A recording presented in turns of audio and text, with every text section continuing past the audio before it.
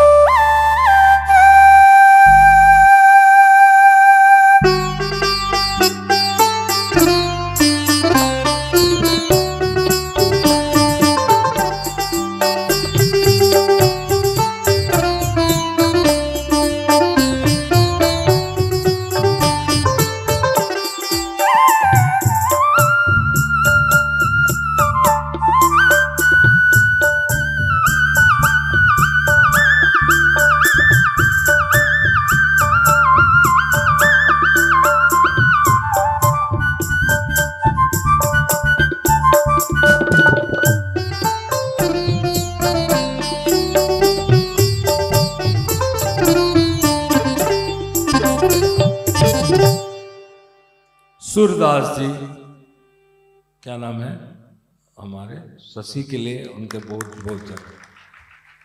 सूरदास जी राग मल्हार गा रहे थे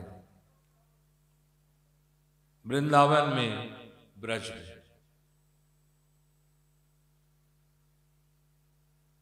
शाम के समय था और राधा माधव का वन विहार, राधा माधव समझ रहे हैं, राधा माधव का वन विहार का टाइम समय। चलते चलते राधा और माधव अटकेलियां करके आ रहे हैं, हिलते जुलते, कोई सखी साथ में नहीं है।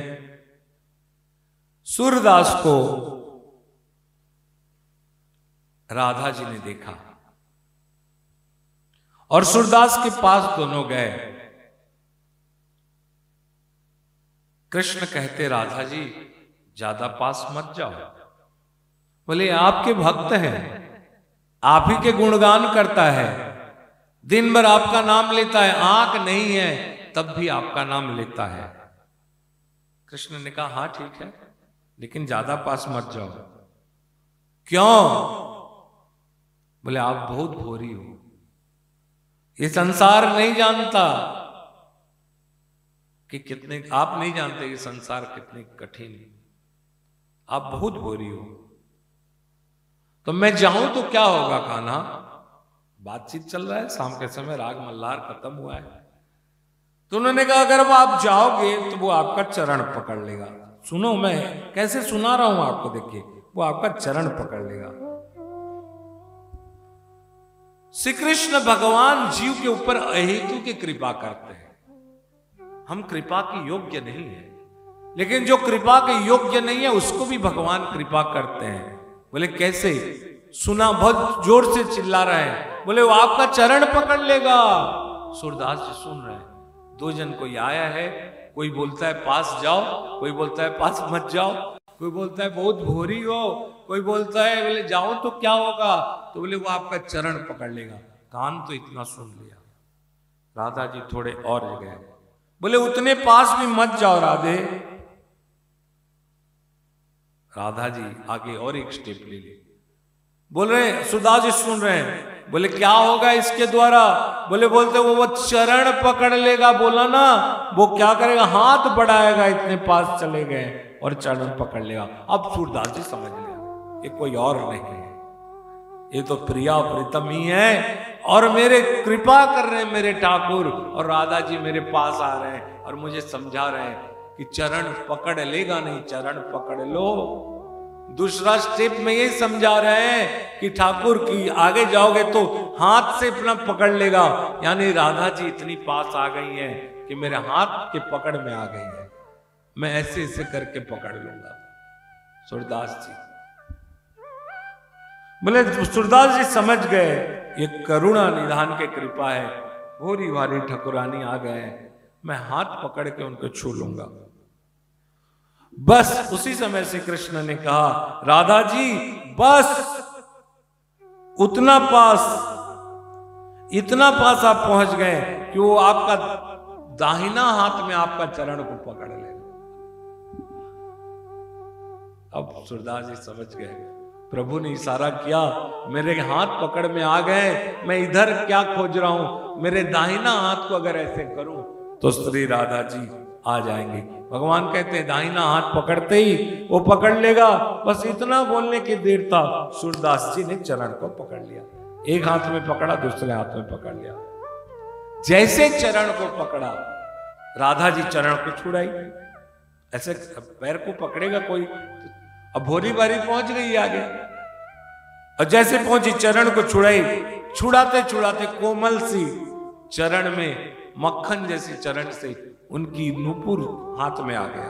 पैजब, देखो क्या कहानी है धन्य, पैजब की कहानी था, पैजब की टॉपिक था।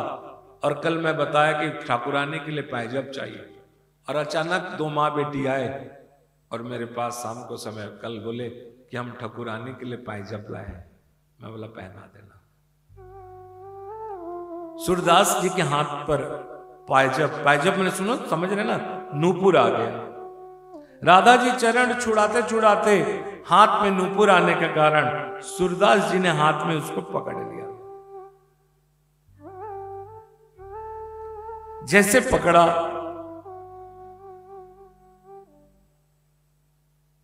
राधा जी ने कहा, बाबा हमारा नूपुर हमें दे दो। बाबा ने कहा, कोई बोल रहा था चरण पकड़ लेगा, मैं चरण पकड़ा, मुझे नूपुर मिला। राधा जी ने अब देख सोचा कि अभी वन विहार का समय हो रहा है, वन गमन का समय हो रहा है, शाम के समय श्री राधा माधव नित्य वन विहार करते, समझ रहे हैं ना। इसलिए उनको जरूर से जल्दी से नूपुर लेके चलने का तैयारी था। तो बोले कि आखिर देख लेगा तो दे देगा।